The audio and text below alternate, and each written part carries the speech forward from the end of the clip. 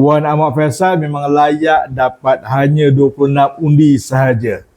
Dengar ni betul-betul, Rul. Saya tak boleh menyokong rancangan undang ini kerana saya yakin ianya belum cukup masak untuk kita terima dan luluskan di Dewan ini. Dia kata apa? Dia kata tak masak, sebab itu mereka tak dapat nak luluskan. Aduh. Dengar apa jawapan? Ianya dirujuk pada 29 Oktober 2024. Bukan 1-2 bulan, 5 bulan lepas. Jadi masa tu dengan kehadiran Putrajaya, dengan kehadiran beberapa ahli panel, jadi saya hairan mengapa tak ada WhatsApp group dalam pembangkang. Nampak libat urus dah dibuat pada bulan Oktober tahun 2024. Dan Wan Ahmad Faisal kata apa?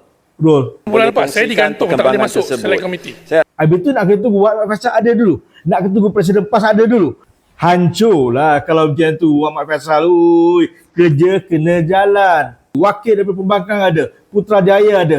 Apa? Tak cukup masak ke waktu bincang tu? Apa? Tak cukup hujah ke waktu bincang tu? Pembangkang ini pengecut, penakut, pengkhianat negara. Sebab tu mereka berkecuali. Sama juga bila mereka bercakap tentang RUU, hudud dan Qisas 355. Kemudian mereka buat apa? Mereka tak bentangkan pun walaupun speaker dah bagi mereka peluang.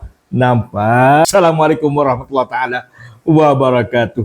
Wan Ahmad Faisal, 26.